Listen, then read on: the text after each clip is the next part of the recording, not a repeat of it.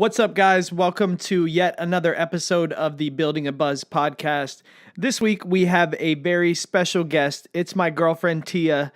She's been with me for over 4 years. She helped me start the company, and she's been here every step of the way. She's also helped us get those 125 million views on social media.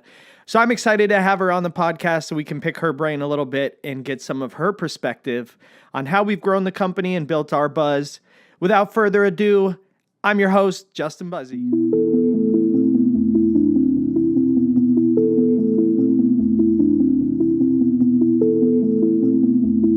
All right, guys, we are back with a very special guest. This time we have my girlfriend, Tia. Hey, Tia. Hello, everyone. How's it going? It's going great. I'm about 2 feet away from you and haven't been better. Yeah, love to hear it.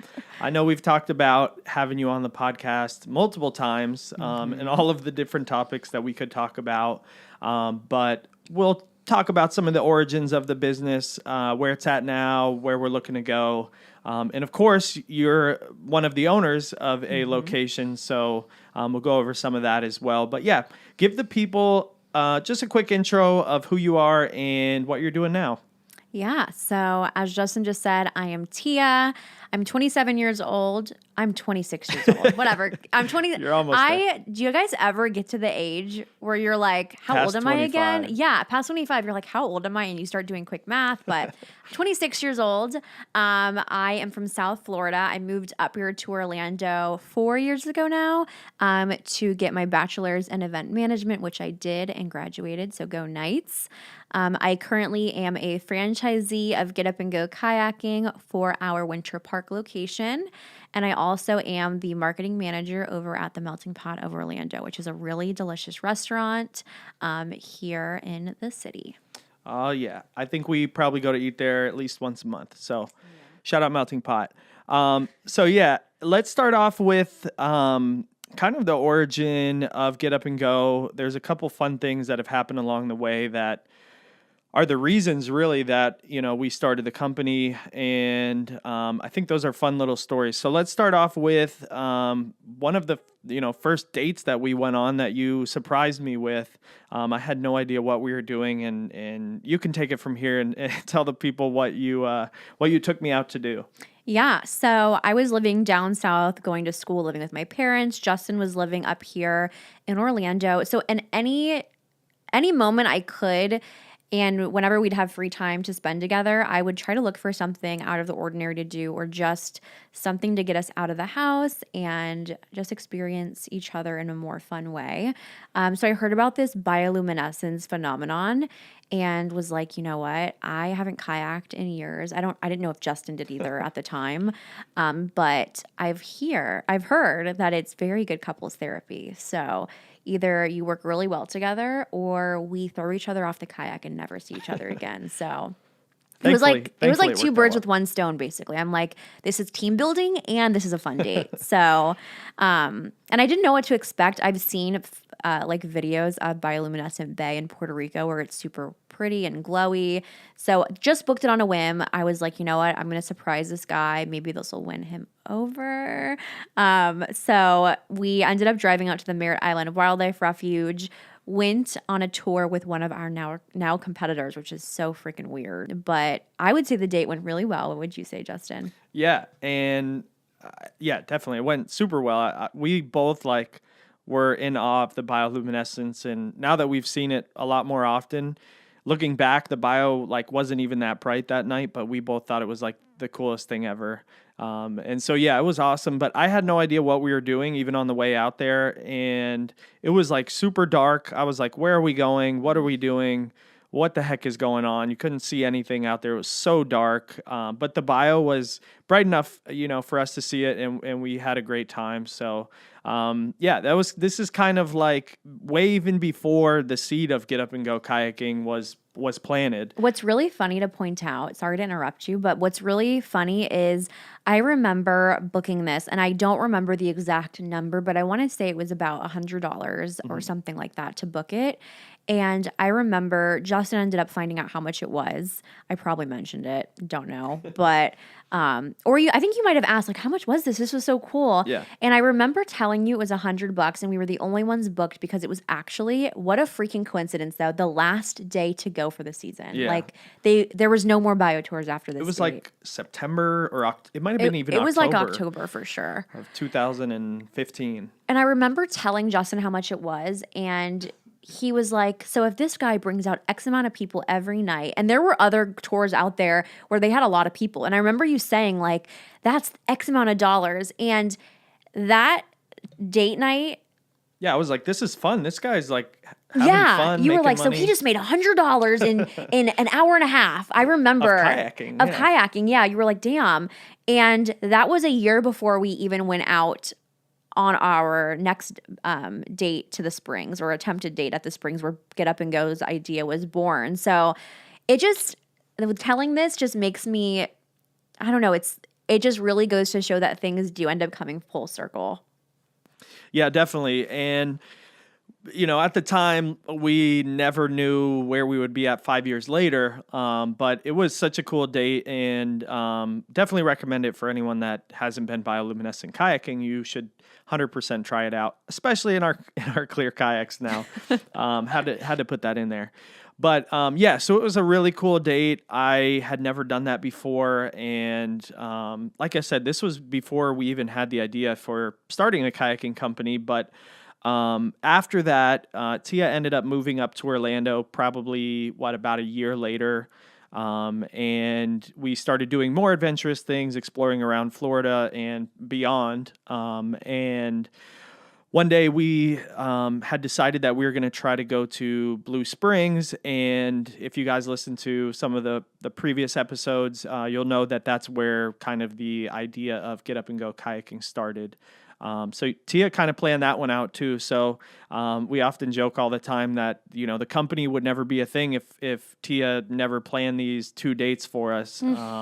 So it's just, like she said, it's kind of crazy to see full circle where it's been. So when we started, I started with, what was it? 3 locations, right? Mm-hmm. We were doing, it's crazy, guys. We started with 3 locations. Mind you, Justin was working at the Golf Channel, which he mentioned in episode 1. But these 3 locations that he owned and was running, he was running them all himself. So like going to the Golf Channel during the day from 9 to 5 or even earlier, 8 to 5, whatever. And then on the weekends, doing tours during the day at Rock Springs, then rushing over to Winter Park and doing sunset tours there. And then at late night, going to Titusville, Merritt Island, and doing bio tours to end at 4 o'clock in the morning, 4 o'clock in the morning, and wake up and do it all over again. So running 3 separate locations that were all about 45 minutes to an hour away from each other, if not more.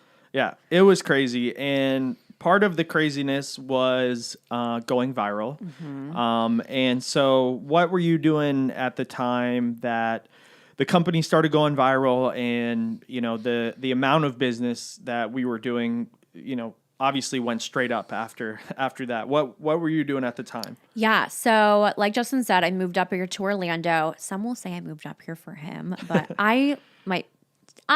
just for the record, I moved up here to go to UCF, Go Knights. I got my degree in event management. So I'm up here going to school full time. I'm working. And then Justin comes up with this idea to start a clear kayaking company.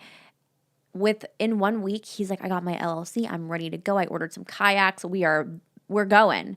So we get the first batch of kayaks in. I don't know how many we got. I want to say we got a few though.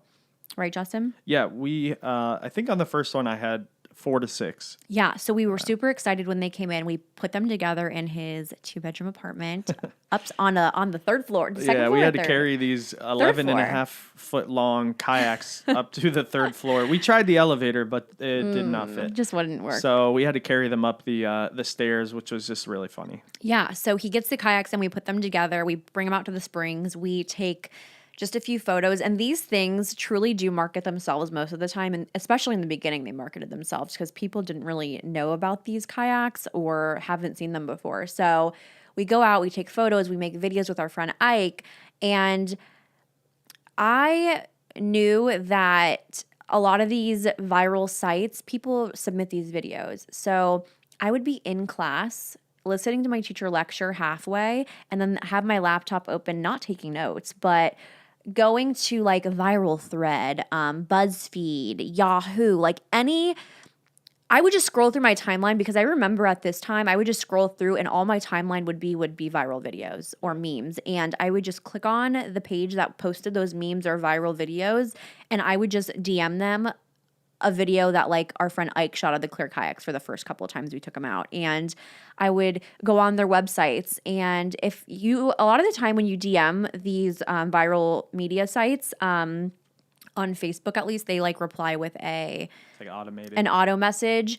So then I would then go to their website, and there's usually a submission part of their website that says like submit your content here, and I would just spend hours. I'm not even kidding. I probably it's sick. I was like, I need this guy to go viral. I need this company to go viral. Like, I just believed in it so much, and I probably sent, like I said, 100 to 150 messages to different companies. And then, guys, Hurricane Irma, was it Irma? Yeah, it was Irma in 2017. Yeah, Justin got an opportunity to get a raise at his current job, which was a crazy amount more to be doing his same exact job and not leave the golf channel.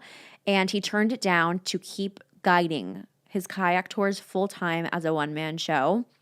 So Hurricane Irma hits, Rock Springs gets shut down. You can't give bio tours with hurricane affecting the waterways, and it just changes the temperature of the water. And no one's going to want to kayak during tropical storm Yeah, winds. the power's or anything. out. Yeah. And, No yeah. one's going to drive and do that. So this happens within just weeks of each other. And mind you, I started sending those things out before that. Yeah, you had been sending all of these messages since really the beginning of the company through the first year to year and a half before we ever even got some sort of a response. And, it's crazy because you sent out, like you said, over 100 of different messages trying to get responses and sending them this content. But it all came down to one day when Insider decided to respond to one of those. And so, yeah, right when I quit my job, Hurricane Irma came along. And then this is the same week that we got picked up by Insider, which was the first big company that picked us up to repost our content. And so it was crazy because this was the first time that we started going viral, and the domino effect happened of the other companies seeing that, this footage did really well on Insider. So now BuzzFeed and all of those same companies that you just mentioned are now reaching out to us, wanting us to give them footage so they can post it and get those same views that Insider's getting. So it was just like a really interesting time. And so, yeah, Tia's going to school full time and also working at the Melting Pot. I'm working. Well, I had just quit. And so we started going viral. And then we got just inundated with phone calls and emails. And this is back when we didn't even have like a booking software. Nope. So me and Tia were doing all of the bookings through like, what was it? Google Calendar. It was Google Calendar. For a minute there, I was like, do I need to buy a freaking calendar and just write people's names down? Yeah, so we were doing all of the bookings manually, which just added a bunch of extra work for us. And our website got shut down because of the amount of traffic that was on it. And thankfully, my friend Tony knew how to put up like an error message until we could get a dedicated server. And that error message was pretty much just like, hey, the website's down due to high volume of traffic, but please email us. And so, we're getting millions of views within like a 2 to 3 day span, and the amount Hundreds of emails. The amount of emails was just crazy. Yeah. And so, yeah, how late were we up doing those emails? It was crazy for a few weeks to a month or two. Yeah, it was definitely a few weeks to a couple months. Like I said, Justin was out there giving bioluminescent tours, Winter Park tours, Rock Springs tours.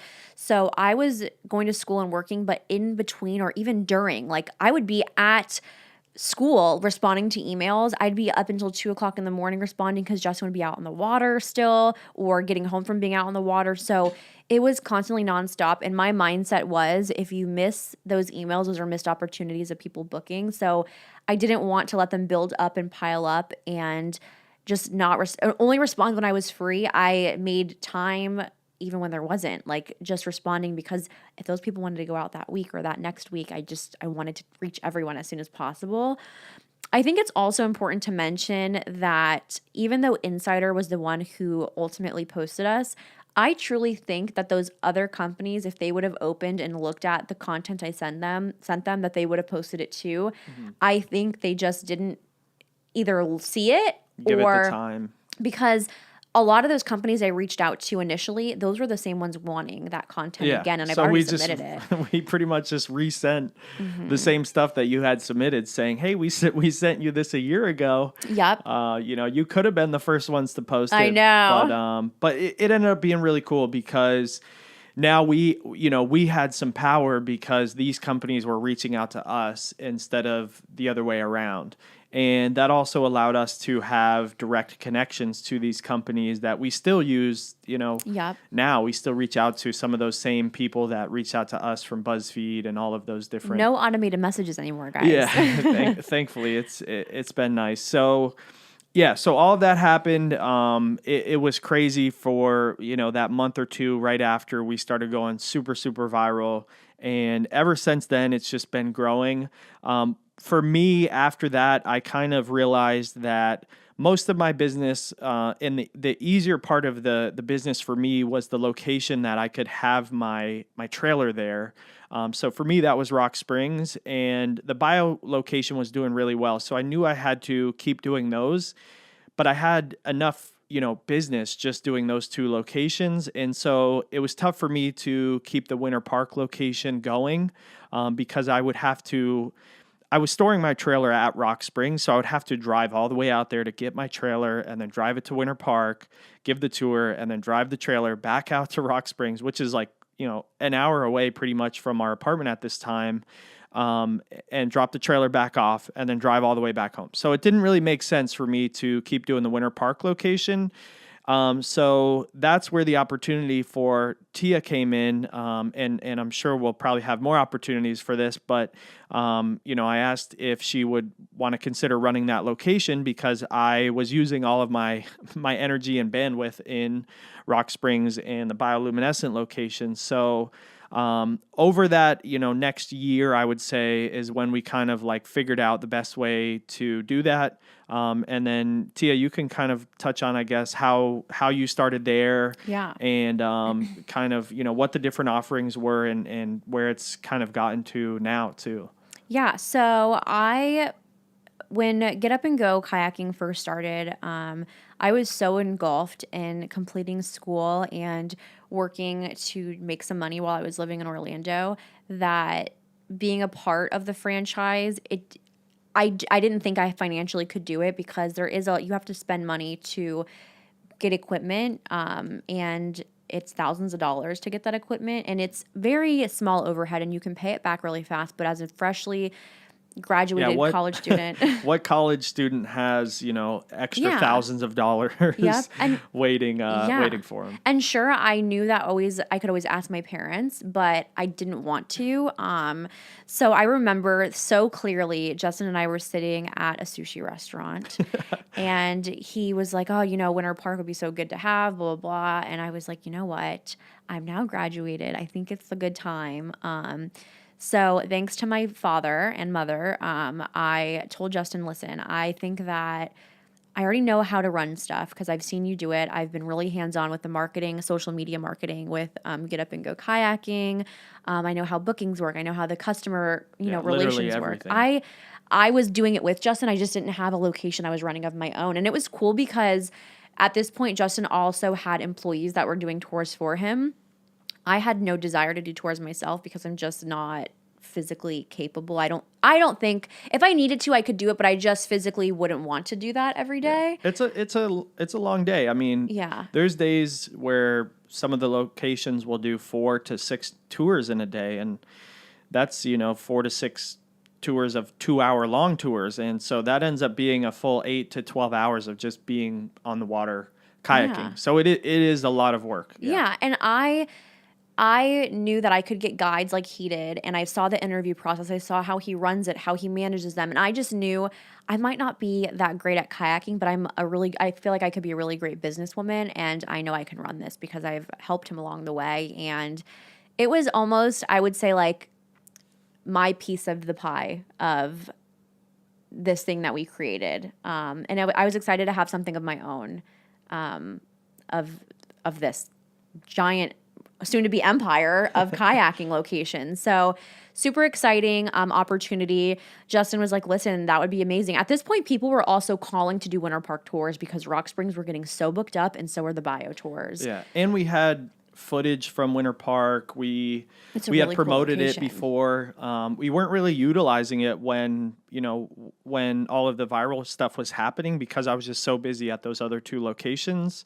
And like I said, the logistics of running it was tough. So, I knew Tia could handle it because she had done everything from the beginning with me along the way. So it ended up being like a perfect opportunity for her, perfect opportunity for me.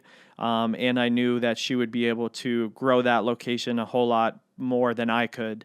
And so, yeah, it ended up working out really well. Tia started up Winter Park. When was that you kind of took over? I want to say it was like a September, October, November vibe. I don't know. It was around that time. It was like, it's 2 years ago now, right? Yeah. Yeah. So Tia's been running that location, I would say 2 years or more. Yeah. I solely. graduated in August 2 years ago. And a couple months later, like I said, I felt like I was in a good position. I remember calling my dad and saying, hey, Get Up and Go is doing so good. And he knew it because my parents would follow it and they would see how big it was becoming and how successful Justin was and just how involved we both were. And it was really becoming something bigger than what we could have imagined. So I said, listen, Dad, I know I just freaking graduated and you and Mom have done so much for me and are the best parents ever. But listen, I really want to take over this Winter Park location because nothing is currently happening there. I just need a $15,000 loan from you to get like a trailer, to get some kayaks from China. I just need $15,000. If you can make that happen, great. My dad was like, listen, Tia, I believe in you. I believe in this business. I know Justin has a really good head on his shoulders and knows what he's doing. Make me a business plan and we'll talk about it. There we go. Business plans, guys. Yes. They don't teach you how to make a business plan in college these days, at least not my college of event management. I didn't either. But I had a nice guy here who had a really great skeleton of a business plan that may have helped me a tad with it, minus a few words that I had to change up. So I make this business plan that Justin helped me with. Very, very great idea because it's really exciting to kind of see like if I give this many tours a month, at this cost, I can make this much money. And thankfully, my dad trusted me and trusted the process. And I was able to pay back that loan within 4 months. So super exciting. And I'm just glad that he believed in me and believed in the business plan. And it's actually funny because this was 2 years ago now, and my dad actually now owns a location. So he was like, let me get in on this because damn. Yeah, he just saw what was going on. And it's been so cool having him and you as franchisees. And, he was super involved because of you being super involved. I know. So it like, there keeps being these like full circle moments where something happens and then it comes back to you, a year or two later and you get a good opportunity out of it, which is pretty cool. So Tia offers glow-in-the-dark, sunset, and daytime tours in Winter Park. It's a really cool location. The canals in there are like super scenic, and it's just a fun, like I would say it's probably one of our best like date night locations because it's an easy paddle and it's just like a really fun, unique location. And so we get a lot of like couples that go out there. We had that proposal out there. Yeah, it's really romantic and it's so different. It's not a spring. It's not like an intercoastal or, it's a lake and it has this almost resemblance to Venice. So it has these Venetian styles canals. And it doesn't even feel like you're in Florida, guys. Yeah, it's crazy. Dreamy. And all the houses on the lakes are multi-million-dollar houses. So it's fun, like going by and looking at houses that are millions of dollars, and just seeing that as you're that close to it on the water is really a unique way to experience that. And last year we did like a Halloween themed tour where it was kind of like what is it at Universal that they do? It's Halloween Horror Nights. Halloween Horror Nights. So it was similar to that. Like we had all of these different props set up along the shorelines as the people were paddling through at nighttime. It was really cool. So the whole location has been kind of revamped since I was able to run it back when I first started the company, and now that Tia's been taken over there, it's just been constantly growing in the last 2 years, which has been really, really fun for me to see, and obviously fun for Tia along the way. But yeah, so now we're at the point where we have, 12 different locations open, and we have a really good method of doing business and whatnot. But what are some of the big marketing things that maybe you've done or we've done along the way that you think have really helped us get to where we are now and gotten you to be able to grow that location from being, pretty much stagnant at the time where I couldn't handle it to where it is now? Yeah. So as far as marketing goes, I can't stress this enough. Social media is where it's at. I'm telling you guys, don't spend the money on printed ads or website banner ads. I know some people do and it works for them, but social media is so key. It's unreal. Yeah, especially I think like you have to mention that it's super important for outdoor, recreation, our type of industry, because for some people it's not as useful as, for others, but for our industry, like there's nothing better than social media, for showing people what it is and other people enjoying it and stuff like that. Yeah, I think what's really cool about our company is you don't have to be an avid kayaker. You could just be a girl or a guy who just wants a really bomb Instagram photo. And our company truly does market itself, especially on social media. So people who are very into Instagram, Facebook, the pictures look so cool that people want to make those pictures of their own. Another really cool thing about working for Get Up and Go, having a Get Up and Go kayaking location is I found a passion in social media. When Justin first started the company, I was helping him with Instagram, and we'll go over some techniques that I think really helped us grow the company. But I was hostessing at the Melting Pot, like I mentioned earlier, and I obviously have to follow my job on Instagram and see what they're posting. I thought, this is a really cool Instagram, but maybe it needs my touch. So I approached my boss, Mark Conway, who's a very, very smart businessman. We have to get him on one day. Oh, yeah. He would be great. Yeah. And I was like, listen, I would like to take over your guys' Instagram. I think I could do a great job and really build our following on there. And he gave me the opportunity to also take over Melting Pot's Instagram. So I was doing both Instagrams, and I don't care what anyone tells you. Do not buy followers. Do not buy followers. Do not pay for likes or... Don't do that stuff, because you're going to pay for followers and likes from people who are never going to come to your business. Yeah, it doesn't matter, if you have 100,000 followers and no one lives in your area or cares what you're doing, it's not going to matter. I would rather have 100 people that really care, about it, obviously. But yeah, that's a super good point, and a way that you can get kicked off is social media too. To me, it's like he's trusting in, Mark was trusting in paying me to do the marketing for his business.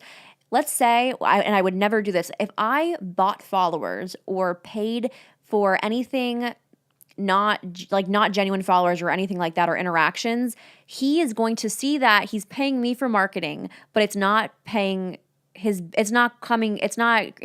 business at all. Yeah. It's not changing anything in his restaurant. Yeah. So, very thankful that he did that, because we grew our following over, 1,000 followers in just a couple of months. He had a really great incentive for me, which was really cool. So, we had to come up with different ideas on events and just cool ideas of how to build our following. So giveaways are really, really fun.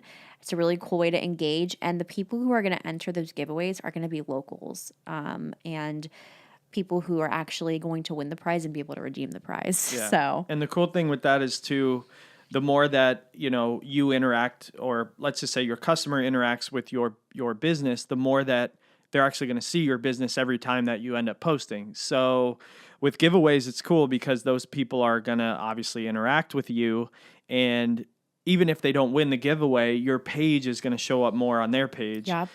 So it ends up working multiple ways for you because now you're getting more followers, but you're also increasing your interactions for every post after that, because now, you had so many interactions on that one that the way that Instagram works is your picture is going to show up more on their feed because they've interacted with you. So it ended up working out really well for you guys. Tia grew that Instagram like very quickly, which was really great. And it's just cool to, like, for me, when we started Get Up and Go kayaking, we obviously looked up all of our competitors on Instagram, and we strive to, just have a better Instagram and better social media presence. Better website. That was a huge one that Justin really went after. Yeah. And for social media in particular, like, it's so easy to tell who's putting the time and effort into it and who's not.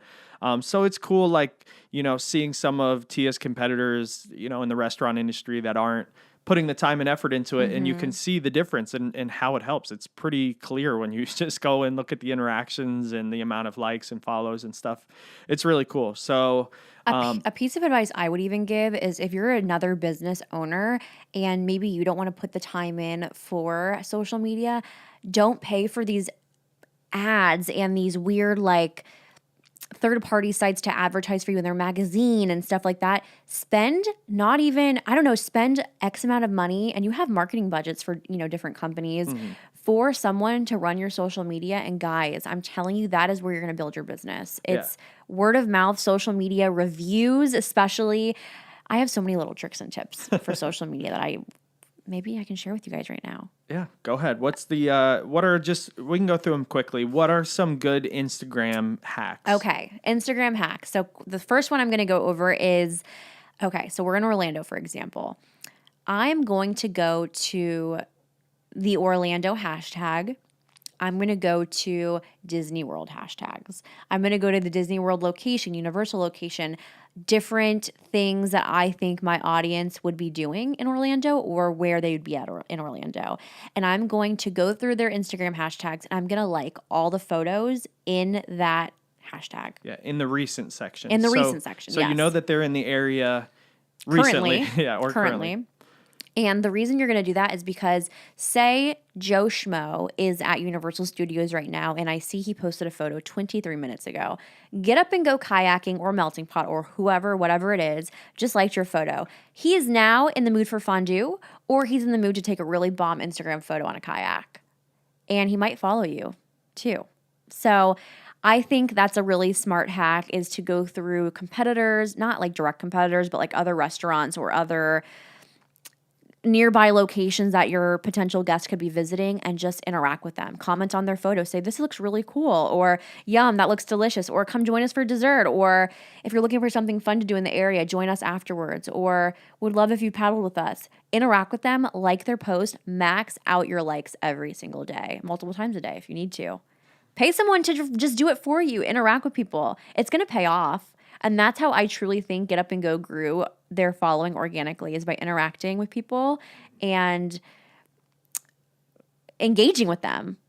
Yeah, for sure. That was probably the biggest thing that helped. And it was easy for us to just look at other springs that we could go and interact with people on and stuff like that.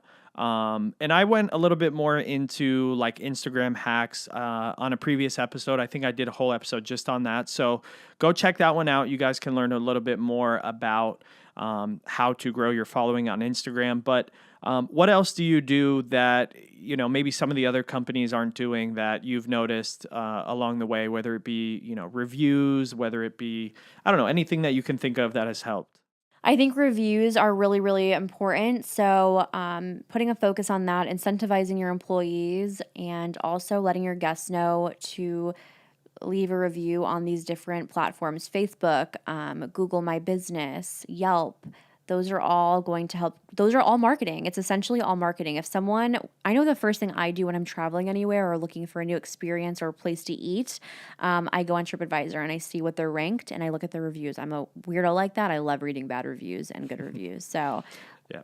it's Yeah, marketing. and so we incentivize our tour guides to get more reviews and have those reviews mention their name, which I think is really awesome because future guests can then go on and see, hey, Angela has got so many reviews. I really hope she's my guide. Or they can ask us when they're working, and we'll let them know and they can get that person that they've read it so much about online. What's important, I think, about reviews too, in that I notice a lot of competitors, whether it's the restaurant industry or kayaking industry, don't do, is they either don't reply timely, or they just don't don't reply or at they all. don't reply at all. And then another thing is they will copy and paste the exact Oh, that's same. the worst. When it's a bad review and you notice like 5 people said, "Oh, the food sucked," or the wait was so long. I'm so sorry to hear about that. We hope you can give us another try. We're so like Yeah. the same. No, you know what? Let them know. No one's, or let us know how we could do better. First of all, they can't reply to your reply to their Yeah. review. Like, give them a different point of contact. Email me here so I can make this right. You need to reply efficiently, which is very timely, personalize your response, and find a solution where you guys can communicate further. Yeah, and be nice about it. There's so many times where, how many times have we looked up, other companies and they've got so like nasty. a couple bad reviews, which isn't bad. You're going to get some doing business. There's people out there that are going to leave bad reviews no matter what. But the way that you respond to it is super important. And we've been across so many businesses that just like the way that they respond to bad reviews makes you not want to go to that company. If they just handled it a little bit nicer and more respectfully, like it would make the customer feel so much better, or a future customer feel so much better about using them as a service provider or whatever it is. But yeah, those are super important tips for responding to reviews. That's especially in the restaurant industry where there's so many customers every day and a lot of reviews and so many moving parts. It's super important, but also in a smaller business setting like ours where, we need to be super customized to each person's experience and make sure that even though all these different people have different needs, we're still giving them a great experience. And so the customer feedback is really what fuels our decisions, as a business and also our tour guides, and making sure that we give them proper training and so on and so forth. There's It's so all many a learning opportunity. Yeah, there's just so many like important things about reviews. And yeah, Tia does a great job. I know Melting Pot. If you guys don't know, because I know, but Melting Pot is the #1 restaurant in all of Orlando on TripAdvisor. Insane. Out of Which is thousands. Yeah, which is like insane how many Huge. restaurants are in Orlando. And so you can only imagine how many reviews Tia has responded to. And so she's seen it all and has been able to do a really good job of getting those timely responses and making sure that they're really customized for each person that is writing in and leaving a review. So yeah, she's been a great person for that and has helped teach me and our company a lot about reviews as well, and the way that they use social media. There's some cool overlap that she can use on her Melting Pot social media from techniques that she's used with Get Up and Go, and then vice versa. So it's fun being able to like experiment, with two different, completely different types of businesses. And it's nice because then it's not like a conflict of interest either. So Yeah, yeah, exactly. It's nice. Exactly. So yeah, it's been awesome. The way that Winter Park has grown has been really cool to see, and yeah, where it's at now has, I think your last couple of months have been your best months ever. I know. It's nice when every month is like, oh my God, I did this much last year and now I'm over double. No, well, not doubling, but yeah, but doing what I mean. I'm a lot more. Yeah, I'm like, to me, it just, everything comes full circle. And I know this sounds really cheesy, guys, but to manifest what you want in life and it coming true. Like, I remember when I was younger, I was like, oh my God, I'm getting emotional. You can cut this. No, keep going. I was like, I'm going to be freaking successful one day. And I always knew I wasn't going to, I don't know, like Sit at a desk. Sit at a desk and like I always knew I wanted money's not everything, but I knew I wanted to be like well off and be very happy with like who I'm with. And it's so crazy what 5 freaking years did. Like we now live in Life is so different from it's so then crazy, to now. guys. We Yeah. live in this beautiful home. We have 2 freaking awesome dogs. We are day in and day out running this incredible company that I am now a part of and that Justin has created for like our family and friends now. And we're able to go on these incredible vacations and do these crazy excursions. And I don't know, it almost feels like crazy how much we can do in life and still how successful we are. And it's crazy. We actually took out The Bachelor. I'm like so bipolar. We brought out The Bachelor on a bio tour recently. And I was driving home and I'm literally in tears crying because it's probably that time of month and also because I'm just a freaking sap. And we were driving and I'm hysterical. And I said, Justin, one of our first dates was this. What if I would have told you 5 years ago, we're going to be bringing out the freaking Bachelor?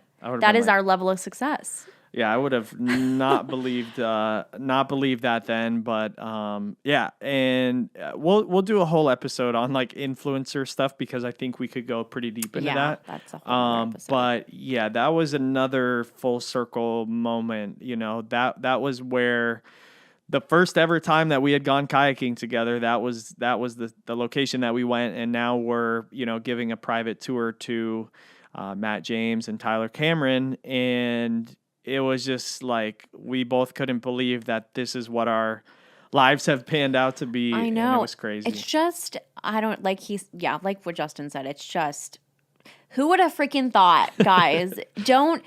I think the lesson here, and I will preach this until I die because of Justin and just the people we've surrounded ourselves with in life, but it's so easy to have an idea and to just say that something sounds cool and that would do so well, or, oh, that would be so great to have a business that's clear kayaking. But to actually set forth and take the steps to making it something real and taking such a risk, and I think that's what I want to preach is take risks, because even Justin taking out a loan was a risk. Everything is such a risk. He took that risk and look what he has now. Like, he can buy his dream car. We can travel wherever we want to travel to and enjoy life and not feel like we're taking a big hit to do things. And I don't know. It's just take risks and never just let something be an idea in your head, like a really great idea. Take really great ideas and make them into something and manifest them. Yeah. And calculated risk too. Don't just take a risk. Make your business plan, guys. Yeah, exactly. Don't just take a risk to take a risk. But yeah, I mean, starting a business is always a risk, but do your homework and your due diligence before you take that risk and dive headfirst into it. But once you dive headfirst into it, keep swimming. Don't do it half-ass. And great things can come of it if you've done the right steps along the way. And yeah, I completely agree with everything that you've said. And it's just, it's crazy where this whole thing has gone. And, we're hopeful that over the next, 2-3 years that it will continue to grow at the pace that it has. Pretty much I feel like we've been opening 3-4 locations every year. So almost like quarterly, we've been opening new locations. So hopefully we'll continue at that pace, open up, some new locations outside of Florida, which would be really cool as well. But I think we should probably just have a whole, series of like in-depth things that we could talk about, because I think there's so much, guys, like our personal travels and like how we build out things like that and how everything just kind of overlaps. Yeah. And you fill in the blanks when I, forget what to say. Oh my God, how romantic. Oh, here we go. I fill in his blanks. She fills in my blanks. So you do a good job of filling in the blanks of things that I forget to talk about, and you have a much better memory than I do. Guys. So elephant's memory. I know it's bad. So thank you so much for taking the time out, obviously, to do the podcast with me. Thanks for listening to me blabber and cry and just be so grateful. Yes, thanks a whole bunch, Tia, for joining on this episode of the Building a Buzz podcast. We got to go take our dogs out. Until next time, bye.